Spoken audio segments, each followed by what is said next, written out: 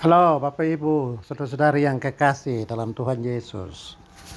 Besok umat Kristen memperingati peristiwa Pentakosta atau saat pencurahan Roh Kudus ke atas murid-murid di Yerusalem 21 abad yang lalu. Bacaan dalam kebaktian hari Minggu di lingkungan gereja di Timor adalah dari Kisah Rasul pasal 2 ayat 1 sampai 21. Ada banyak tema yang bisa kita eksplorasi, menjadikan itu sebagai bahan perenungan. Mulai dari apa arti bicara dalam bahasa lain, selain bahasa yang dikenal oleh murid-murid. Juga kita bisa mengeksplorasi tema tentang pertobatan pertama setelah khotbah Petrus. Dan karena itu ada 3.000 orang yang menerima baptisan. Kita juga bisa mengeksplorasi tema tentang mengapa orang-orang dari berbagai penjuru dunia sekarang mendengar perbuatan-perbuatan besar Allah dalam bahasa mereka sendiri. Dan apa arti itu bagi peribadatan dan penyembahan Kristen. Yaitu tidak lagi peribadatan dan penyembahan yang monoton, monolog, atau single center proclamation. Tetapi bersifat multi-center proclamation. Tema-tema itu terlalu kaya untuk dieksplorasi dalam sebuah perenungan yang singkat. Karena itu dalam kesempatan ini saya ingin mengeksplorasi satu tema, yaitu apa artinya kita percaya kepada Roh Kudus dan bagaimana kita dimampukan untuk mengenal dan mendeteksi pekerjaan-pekerjaan Roh Kudus yang seringkali dikaburkan karena Roh Kudus dan kehendaknya itu sering disamakan dengan kehendak pemimpin A atau persekutuan B atau kelompok C dan seterusnya. Itu tema yang ingin saya jadikan sebagai titik pusat refleksi dalam percakapan kali ini. Dalam pengakuan iman rasuli, gereja berkata, "Aku percaya kepada Roh Kudus." Kalau menggunakan pengakuan iman Nisea Konstantinopel, isi kredonya berbunyi, "Aku percaya kepada Roh Kudus, yang adalah Tuhan dan memberi kehidupan, yang keluar dari Sang Bapa dan Sang Anak, yang bersama-sama dengan Sang Bapa dan Sang Anak disembah dan dimuliakan, yang telah berfirman dengan perantaraan para nabi."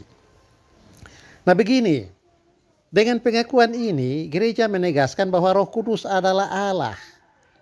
Dia pribadi ketiga dalam realitas ilahi. Roh Kudus bukan Allah ketiga, bukan juga Allah yang lebih rendah.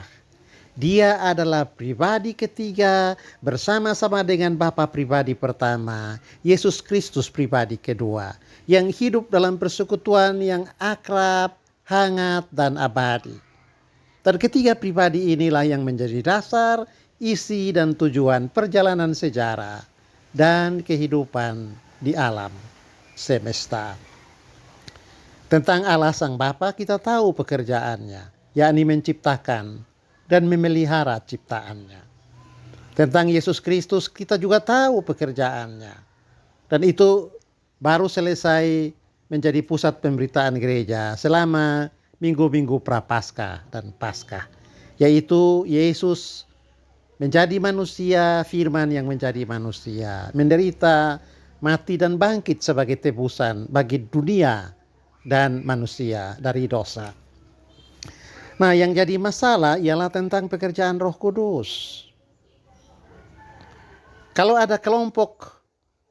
ada pokok pengakuan iman yang paling bikin bingung dan yang menyebabkan banyak konflik bahkan perpecahan, maka pokok itu adalah mengenai Roh Kudus dan pekerjaannya. Sejarah sudah mencatat bahwa pada tahun 1054 gereja pecah gara-gara beda pendapat tentang Roh Kudus. Gereja di bagian barat kerajaan Roma berkata bahwa Roh Kudus itu keluar dari Sang Bapa dan Sang Anak. Gereja di timur, bagian timur kerajaan Roma, menolak pemahaman itu. Gereja di timur katakan Roh Kudus hanya keluar dari Sang Bapa saja. Nah, perbedaan ini tentu sangat mendalam maknanya. Saya sudah jelaskan itu dalam video saya yang lalu yang bicara tentang memahami pekerjaan Roh Kudus. Tapi karena ada perbedaan pendapat antara gereja barat dan gereja timur mengenai Roh Kudus, maka terjadilah perpecahan. Gereja menjadi dua aliran, gereja di timur dan gereja di barat. Yang di timur bernama Ortodoks, yang di barat adalah gereja Roma. Nanti di tahun 1517 atau lebih tepat tahun 1521 setelah pertemuan di Worms di Jerman, tepatnya tanggal 18 April 1521, gereja barat pecah lagi menjadi gereja Roma Katolik dan gereja Protestan yang disebabkan oleh protes Luther terhadap kemerosotan moral yang terdapat dalam gereja di Roma. Nah, Bapak Ibu Saudara-saudara, Hans Kung, salah seorang teolog Katolik, pernah bilang begini tentang Roh Kudus. Waktu pejabat gereja tidak mampu menjelaskan klaim mereka bahwa mereka adalah yang tidak mungkin salah dan harus ditaati, mereka menunjuk bahwa itu penegasan Roh Kudus. Ketika para teolog tidak mampu menjelaskan sebuah doktrin atau dogma atau istilah-istilah Alkitab atau iman tertentu, mereka menyebut ini juga adalah kehendak Roh. Ketika orang-orang fanatik tidak mampu menjelaskan pandangan serta tingkah laku subjektif mereka, mereka membela diri dengan berkata, ini kehendak Roh Kudus. Kalau klaim tentang satu struktur bergereja, sistem pemerintahan gereja yang dianggap paling top dibantah, jawaban yang biasa diberikan ialah ini sistem yang ditetapkan Roh Kudus dan ditegaskan oleh Kristus. Begitu Bapak Ibu, Roh Kudus telah disalahgunakan dan sering kali disalahgunakan untuk membenarkan kekuasaan yang mutlak dalam mengajarkan dan memerintah, untuk membenarkan pernyataan-pernyataan iman yang serba kabur dan samar-samar, untuk membenarkan fanatisme yang sok saleh dan rasa aman iman yang palsu. Roh Kudus disalahgunakan untuk memberikan kekebalan diri terhadap kritik-kritik yang rasional dengan alasan ini karunia infalibilitas atau karunia tidak mungkin salah. Aliran gereja A juga menuduh aliran gereja B tidak menyelamatkan karena di gereja B tidak memiliki karunia Roh Kudus. Dan indikatornya biasanya remeh-remeh saja, yaitu gereja B tidak menyanyi sambil tepuk tangan, atau di gereja B waktu berdoa tidak ada bahasa roh. Nah, di situ Bapak Ibu, terlalu gampang orang berkata-kata tentang Roh Kudus. Dan terlalu cepat orang mengklaim bahwa ia dipimpin oleh Roh Kudus. Begitu juga dalam praktik ibadah. Kalau ada orang yang berbicara dengan suara yang aneh, terkesan kacau balau dan hanya ada di tenggorokan, orang tidak mengerti, langsung dijelaskan itu dia bahasa roh. Sering kita bertanya dalam hati, mengapa kita harus mempercayai ajaran yang tidak masuk akal dan kejadian-kejadian aneh dan membingungkan itu? Jawabannya, percaya saja, karena Roh Kudus itu kadang-kadang tidak masuk akal. Mintalah pimpinan Roh Kudus supaya kamu mengerti apa yang tidak masuk akal itu. Ya, padahal kalau kita periksa Alkitab, justru Alkitab bilang takut akan Tuhan adalah permulaan pengetahuan. Jadi iman kita kepada Tuhan, percaya kepada Roh Kudus harus ada penjelasan-penjelasan rasional dan masuk akal. Tapi ya toh begitulah. Roh Kudus sering dipakai untuk membenarkan pikiran-pikiran kita. Nah begini, saya mau cerita pengalaman saya waktu di SMP. Saya ikut persekutuan doa karena salah seorang guru kami itu tukang berdoa. Jadi tiap hari Jumat setelah pulang sekolah jam 11, kami diundang untuk pergi ke rumahnya berdoa jam 12 sampai jam 1. Kami senang juga karena kan setelah berdoa ada makan-makan. Jadi perginya bukan karena doa tapi mau makan-makan. Nah tiap kali berdoa dalam perkumpulan itu, teman di samping kiri dan kanan saya pingsan. Lalu mereka mulai berkata dengan kalimat-kalimat yang orang Biak Kupang bilang tagae di leher. Yang tidak terdengar dengan baik. Tapi guru itu bilang, nah itu dia bahasa roh. Mereka sudah mengalami jamahan kepenuhan roh. Nah karena saya sudah beberapa minggu tidak pernah pingsan, saya mulai merasa malu. Wah jangan sampai saya ini terlalu banyak berdosa. Akhirnya saya putuskan untuk pingsan juga. Dan mulai berbicara dalam bahasa yang saya karang-karang sendiri. Saya heran. Karena guru itu datang menumpang tangan di kepala saya. Lalu berdoa, terima kasih Tuhan. Karena dia juga sudah dijamah oleh Roh Kudus. Dalam hati saya senyum-senyum saja. Tetapi setelah itu saya tidak lagi datang ke persekutuan doa. Karena saya merasa malu dan bersalah. Saya tipu-tipu dalam doa. Nah Bapak Ibu, diam-diam saya sering protes. Mengapa saya harus mentaati dan mengikuti ajaran atau tradisi yang sudah kolot itu? Jawaban yang biasa diterima bukan penjelasan yang masuk akal. Tetapi seruan, itu datang dari Roh Kudus. Jangan berbantah. Kita juga tidak mengerti dengan tingkah laku dari beberapa orang. Tetapi kita tidak dapat keterangan yang dapat dicerna oleh akal sehat. Kecuali nasihat. Berdoalah supaya Roh Kudus menerangi hatimu agar bisa memahami pekerjaannya. Nah begini Bapak Ibu Saudara-saudara, pernah ada seorang pendeta ya yang bercerita kepada saya, dia ketua majelis jemaat. Lalu datang sekelompok orang meminta agar ada syukuran dalam kelompok doa yang mereka akan lakukan syukuran ulang tahun. Tapi kepada ketua majelis jemaat itu mereka bilang yang pimpin harus pendeta A. Penjelasan yang diberikan oleh para pemohon itu karena Roh Kudus menentukan saat doa pergumulan. Pendeta A yang harus memimpin. Tapi syukurlah ketua majelis jemaat itu langsung bantah. Tapi bantah dengan cara halus. Dia bertanya, kapan ibadahnya? Lalu mereka menjawab besok. Ketua majelis bilang, oh kalau besok pasti pendeta A tidak bisa pimpin. Karena dia masih di Kupang. Mamanya dirawat di rumah sakit. Kemarin dia baru saja pergi. Dan dia minta izin 3 hari akan tinggal di Kupang.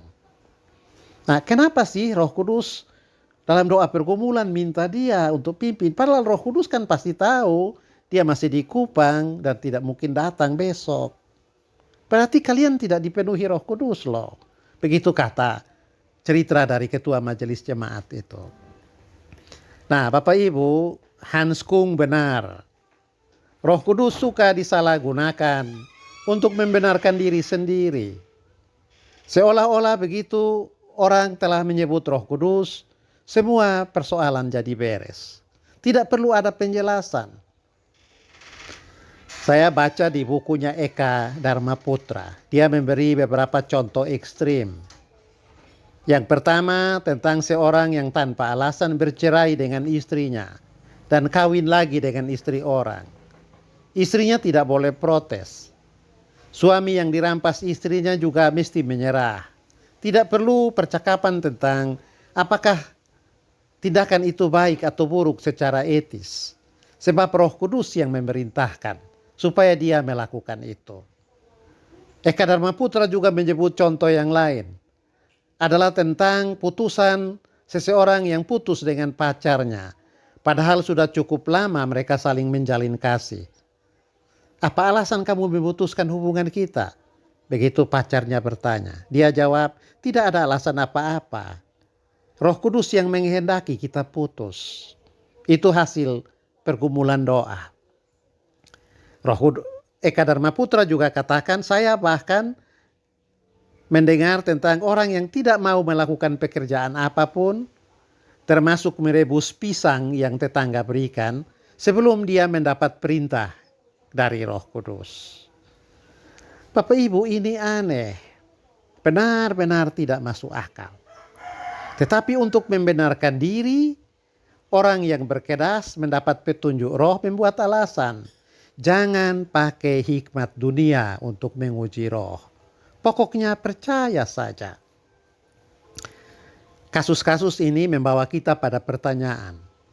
Bagaimana membedakan dengan jelas antara bisikan Roh Kudus dan keinginan diri sendiri? Bukankah di surat Yakobus atau Yohanes 4 sebenarnya juga ada nasihat agar kita jangan percaya kepada semua roh, karena tidak semua roh berasal dari Allah. Kita justru diminta untuk menguji roh. Nah di situ Bapak Ibu, menguji roh adalah perlu, karena gampang sekali orang menyamakan keinginannya dengan keinginan Roh Kudus.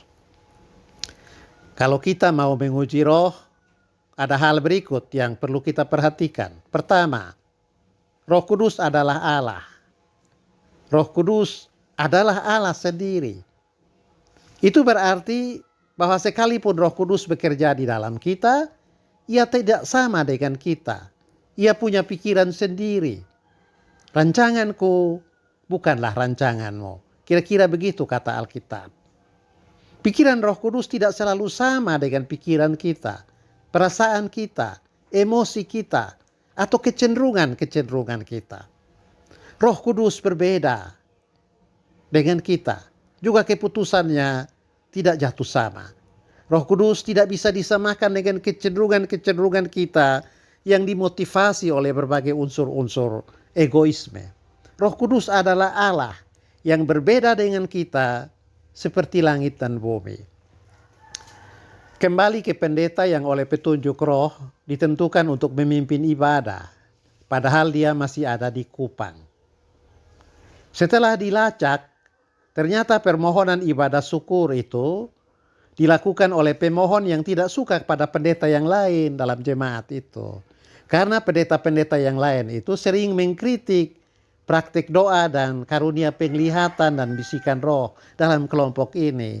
Nah pendeta A itu yang tidak pernah kritik. Begitu. Nah karena kelompok itu suka pendeta A, maka mereka bilang Roh Kudus yang suruh tunjuk pendeta A. Kita lihat dalam kasus ini, ternyata bukan Roh Kudus yang mengatur manusia, tapi manusialah yang menyatakan mendapat penglihatan roh yang membenarkan pendapat dan kecenderungan mereka. Jadi seperti apa kehendak Roh Kudus itu? Nah, kita perlu ingat kembali bahwa Roh Kudus adalah Allah yang Maha Tahu. Karena Dia adalah Allah, maka Dia yang menguasai kita. Dia yang menaklukkan pikiran, perasaan, kehendak, kecenderungan hati, naluri, hati nurani kita. Bukan kita yang memiliki Roh Kudus. Roh Kuduslah yang memiliki kita. Dan itu yang ditunjukkan dalam peristiwa Pentakosta. Roh Kudus memiliki semua orang yang berkumpul di Yerusalem. Dan karena itu Roh Kudus mau memberitakan perbuatan-perbuatan besar Allah kepada semua mereka. Dan karena itu Roh Kudus menggunakan murid-murid, rasul-rasul, untuk menggunakan bahasa-bahasa yang berbeda sesuai dengan apa yang dipahami oleh semua yang berkumpul di Yerusalem. Jadi bahasa roh itu artinya bahasa yang dipahami, bukan bahasa yang tidak jelas dan seperti terkurung di tenggorokan kita. Sebaliknya, Roh Kudus juga memberikan kepada kita pengertian. Dia mewartakan sesuatu yang bisa dipahami, dimengerti, masuk dalam panca indera dan akal kita. Sehingga kita menjadi sadar. Roh Kudus tidak mengajarkan kebodohan. Nah itu dia. Kita mesti paham soal ini baik-baik. Sebab biasanya Orang-orang yang berdoa sering berusaha untuk memiliki kuasa Roh Kudus. Tetapi kuasa yang mereka terima itu kuasa yang menimbulkan kebingungan, kekacauan, bahkan juga perpecahan. Sekali lagi, Roh Kudus adalah Allah. Dia pasti melakukan hal-hal yang dikehendaki Allah, seperti yang diperlihatkan Yesus. Menyembuhkan, tapi bukan menyembuhkan untuk dapat pujian atau dapat keuntungan, tapi menyembuhkan demi penyembuhan, supaya orang yang disembuhkan itu mengalami kasih karunia Allah. Roh Kudus juga bukan seperti jimat atau leu-leu yang biasa kita pakai untuk menyerang orang yang kita sukai. Roh Kudus adalah tidak kita sukai. Roh Kudus adalah Allah. Kalau ada yang katakan bahwa ia dikuasai oleh Roh Kudus, tapi dia menjadikan Roh Kudus sebagai miliknya untuk keuntungan pribadi. Dia pakai Roh Kudus untuk kepentingan dan keputusannya supaya tetap berkuasa atau mendapat hormat. Jelas itu bukan Roh Kudus, tapi itu ego, kebanggaan dan kesombongan sendiri. Roh Kudus juga bukan hantu atau jimat yang kita pakai untuk mencelakakan orang lain atau menjadi kaya. Pokoknya kalau kamu punya Roh Kudus, begitu berdoa pasti dijawab dan bersukses. Itu tidak seperti itu. Roh Kudus menjadikan kita pelayan dan bukan menjadikan kita sebagai Tuhan. Sampai di sini pertanyaan terakhir. Apa arti Roh Kudus menguasai kita? Apakah itu berarti kita bisa bikin hal yang spektakuler, mujizat, dapat bahasa roh? Apakah dikuasai Roh Kudus itu sama dengan jatuh pingsan saat berdoa, lalu meronta-ronta seperti orang yang mati kambing atau terserang epilepsi? Apakah menerima Roh Kudus itu artinya kita cepat menjadi kaya dan memiliki banyak keuntungan dan hak-hak istimewa? Tidak seperti itu juga. Roh Kudus diberikan kepada kita untuk membebaskan kita dari ego, dari kecemburuan, dari nafsu dan ambisi, juga dari keinginan untuk mendapatkan hak-hak istimewa. Roh Kudus diberikan untuk membawa kita hidup berpadanan dengan Kristus dan melaksanakan pekerjaan Kristus dalam hidup kita tiap-tiap hari, yaitu membebaskan orang tawanan, memberikan penglihatan kepada orang buta, mewartakan kabar baik kepada orang miskin, dan tahun rahmat Tuhan sudah datang. Roh Kudus bisa kita lihat dari buah-buah yang dihasilkan, seperti yang dicatat Paulus dalam Galatia 5 ayat 21 dan seterusnya. Begitu Bapak Ibu Saudara-saudara, selamat merayakan peringatan Pentakosta 2024.